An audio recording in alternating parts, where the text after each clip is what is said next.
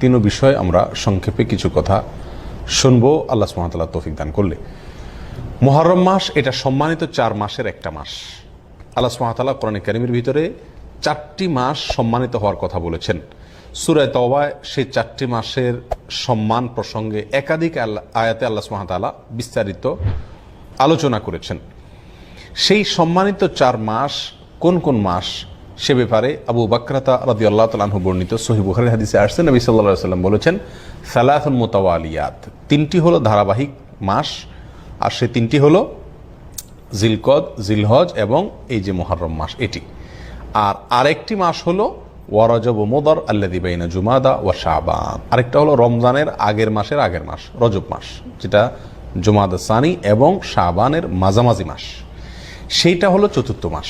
আর এই 3টা মোট 4টা মাস। এই মাসগুলোকে আল্লাহ সুবহানাহু ওয়া তাআলা সম্মানিত বলে ঘোষণা করেছেন এবং এই মাসগুলোকে আল্লাহ সুবহানাহু ওয়া তাআলা মর্যাদা দিয়েছেন। আর সেই জন্য এই মাসগুলোকে সম্মান দেওয়া, এগুলোর মর্যাদা দেওয়া একজন ইমানদার হিসেবে আমাদের সকলের কর্তব্য। এই মাসগুলোতে পাপাচার না করা। আল্লাহ সুবহানাহু ওয়া তাআলা বলেছেন ফালা তাজলিমু ফিহিন্না আনফুসাকুম, এই সম্মানিত মাসগুলোতে তোমরা নিজেদের প্রতি নিজেরা অবিচার করো না। মুফাসসিরিন ইকরামের অনেকেই বলেছেন এখানে অবিচার করা বলতে পাপাচার করা, গুনাহের কাজ করা, অর্থাৎ অন্য সময় গুনাহের কাজ করা তো জঘন্য, এই সম্মানিত মাসে গুনাহের কাজ করা, পাপের কাজ করা, অন্যায় করা আরো বেশি জঘন্য। কারণ একটা অন্যায় কাজ একজন সম্মানিত মানুষের সামনে করা এটা ডবল অন্যায়। সম্মানিত মানুষের অসম্মান হয়, আবার অন্যায় কাজ করা হয়। এই জন্য এই মাসগুলোতে অন্যায় থেকে বেঁচে থাকার জন্য বিশেষভাবে চেষ্টা করা দরকার, সচেষ্ট থাকা দরকার। কারণ আল্লাহ তাআলা এই মাসগুলোকে কি দিয়েছেন? সম্মান দিয়েছেন। আল্লাহর সম্মান, আল্লাহর দেওয়া সম্মান রক্ষা করার জন্য এই মাসগুলোতে পাপের কাজে একটু পিছপা হওয়া একজন মুমিনের উচিত এবং নেকের কাজে, রুটিন নেকের কাজ যেগুলো সেগুলোতে অগ্রসর হওয়া উচিত। অতএব এই সম্মানিত মাসের অন্যতম প্রধান এই করণীয়, এটি আমরা মাথায় রাখবো ইনশাআল্লাহ। এই মুহররম মাস আবার সম্মানিত মাসগুলোর ভিতরে অনেক উলামা ইকরামের মতে সবচাইতে শ্রেষ্ঠ। সম্মানিত যে 4টা মাস আছে তার ভিতরে সবচাইতে শ্রেষ্ঠ এবং রমজানের পরেই মর্যাদার বিচারে শ্রেষ্ঠ মাস হলো এই মুহররম মাস। মুহররম শব্দের অর্থই হলো সম্মানিত। মুহররম শব্দের অর্থই কি? সম্মানিত। এই মাসটার নামই হলো সম্মানিত মাস এবং হাদিসে এটাকে আল্লাহর মাস বলা হয়েছে। সব মাসই আল্লাহর, সব দিনই আল্লাহর, সব সময়ই আল্লাহর, কিন্তু এটাকে হাদিসে নবী করিম সাল্লাল্লাহু আলাইহি সাল্লাম শাহরুল্লাহ, সহিহ মুসলিমের হাদিসে শাহরুল্লাহ বলেছেন, অর্থাৎ আল্লাহর মাস।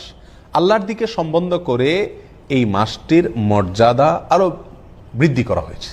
এই জন্য সম্মানিত 4 মাসের ভিতরে আবার এই মুহররম মাসের সম্মানটা তুলনামূলক বেশি। সেই জন্য এই মাসটার প্রতি আমরা বিশেষ খেয়াল রাখবো ইনশাআল্লাহ। প্রিয় ভাইরা, একটা কথা আমরা বারবার বলে থাকি, সেটা হলো সম্মানিত মাস কখন আসে কখন যায় আমাদের দেশের সাধারণ মানুষ বেশিরভাগ লোক জানেও না। আপনি যদি বুঝতে পারেন যে এই যে চাঁদটা উঠতেছে সামনে, এই মাসটা সম্মানিত মাস, তাহলে আপনি ওই মাসের সম্মান দেখানোর চেষ্টা করতে পারেন। কিন্তু আপনি টেরি না পান কখন মাস আসলো কখন গেল, কোনটা সম্মানিত কোনটা সাধারণ, তাহলে তো আপনি সে মাসের সম্মান দেওয়া, মর্যাদা দেওয়ার সুযোগই পাবেন না। এই জন্য এই ধারণাটি বিলুপ্ত হয়ে গেছে, যেহেতু সমাজ এটার ব্যাপক প্রচার করা দরকার যে বছরে হিজরি বর্ষের 12টি মাসের মধ্যে 4টি মাসকে আল্লাহ তাআলা সম্মানিত ঘোষণা করছেন কোরআনে। খুচরা কোনো বিষয় কোরআনে থাকে না এবং সেই সম্পর্কে আল্লাহ তাআলা বিশদ বিবরণ দিয়েছেন, সম্মান কিভাবে আমরা দেখাবো, পাপাচার করা যাবে না ইত্যাদি, যুদ্ধ বিগ্রহ করা যাবে না। এবং এই সম্মানিত 4 মাসের বিস্তারিত বিবরণ নবী করিম সাল্লাল্লাহু আলাইহি সাল্লাম সহিহ বুখারীর হাদিসে বর্ণনা করেছেন। অতএব একজন মুসলিম হিসাবে আমাদের কর্তব্যের অংশ হলো এই মাসগুলো যখন আসে বিশেষভাবে নড়ে চড়ে বসে সম্মান করা। আপনি একভাবে বসে আছেন ঠ্যাং ট্যাং সব মেলে দিয়ে, হঠাৎ করে আপনার শ্বশুর আসছেন, আপনার ভেতরে এক ধরনের পরিবর্তন আসবে কিনা? একটু নড়ে চড়ে বসবেন কিনা? আপনার বাবা আসছেন, একটু নড়ে চড়ে বসবেন কিনা? এর মানে আপনি তাকে সম্মানিত মনে করছেন। একজন সাধারণ মানুষ আসলে হয়তো আপনি নড়ে চড়ে বসবেন না, কিন্তু আপনার সম্মানিত কোনো মানুষ আসলে আপনার মধ্যে এক ধরনের পরিবর্তন আসবে। এই জন্য ভাই, সম্মানিত 4টি মাস যখন আসে একজন মুমিন নড়ে চড়ে বসবে।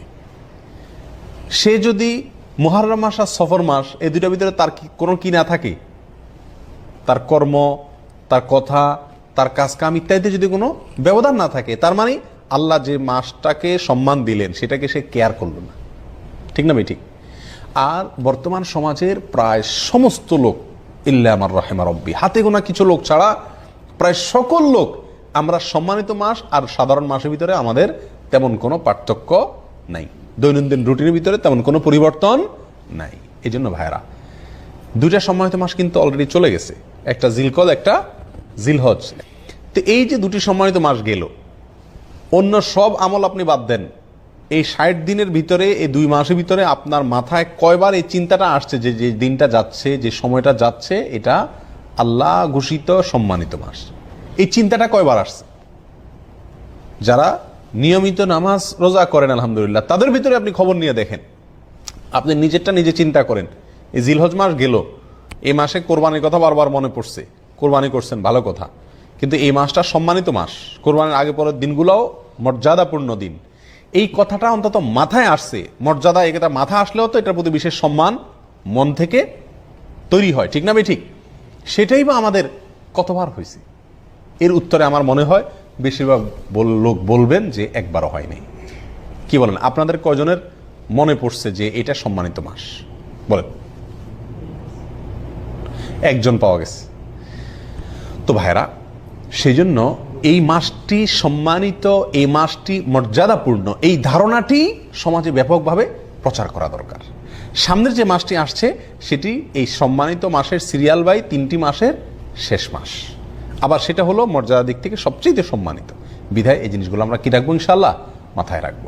মুহররম মাসের একটা বিশেষ আমল আছে, বিশেষ গুরুত্ব আছে। সেটা কি? সহিহ মুসলিম হাদিসে আসছে, নবী করিম সাল্লাল্লাহু আলাইহি ওয়াসাল্লাম ইরশাদ করেছেন যে আফদালুস সিয়ামি বা'দা রমাদান শাহরুল্লাহিল মুহাররম, রমজানের পরে সবচেয়ে উত্তম রোজার মাস হলো মুহররম মাস, আল্লাহর মাস মুহররম মাস। নবী সাল্লাল্লাহু আলাইহি ওয়াসাল্লাম এখানে কি বলেছেন? আল্লাহর মাস বলেছেন। রমজানের পরে সবচাইতে উত্তম, সম্মানিত, মর্যাদাপূর্ণ মাস হলো আল্লাহর মাস মুহররম মাস। অর্থাৎ রমজানের পরে নফল রোজার শ্রেষ্ঠ মাস, নফল রোজার শ্রেষ্ঠ মাস হলো মুহররম মাস। নবী সাল্লাল্লাহু আলাইহি ওয়াসাল্লাম যে মাসকে নফল রোজার জন্য সবচেয়ে শ্রেষ্ঠ বলেছেন, সেই মাসে আমরা আশুরার রোজা বাদ দিই। আশুরার একটা বিশেষ তাৎপর্য আছে। মাস হিসাবে মুহররম মাসে নফল রোজা রাখার তৌফিক কয়জন মানুষের হয় বলেন? খুবই কম। অন্তত 1-2টা রোজাও যদি আপনি সারা মাসে রাখেন, এই নিয়তে যে নবী সাল্লাল্লাহু আলাইহি ওয়াসাল্লাম এই মাসে বিশেষ নফল রোজা রাখতে বলেছেন, আমি সেটার উপর আমল করার জন্য অন্তত 1-2টা রোজা রাখলাম, তবুও তো আপনি হাদিসটার উপরে কি করতে পারলেন? আমল করতে পারলেন। এই জন্য এই জিনিসটা খুব মাথায় রাখা দরকার, চেষ্টা করা দরকার ছুটির দিনগুলোতে বা যখন সুযোগ হয় এই মুহররম মাসে কিছু নফল রোজা রাখা। নবী করিম সাল্লাল্লাহু আলাইহি ওয়াসাল্লাম রমজানের পরে এই মাসের নফল রোজাকে শ্রেষ্ঠ বলেছেন। অবশ্য আমাদের আয়েশা বর্ণিত অন্য হাদিসে আসছে, নবী সাল্লাল্লাহু আলাইহি ওয়াসাল্লাম রমজানের পরে সবচেয়ে বেশি রোজা রাখছেন শাবানে।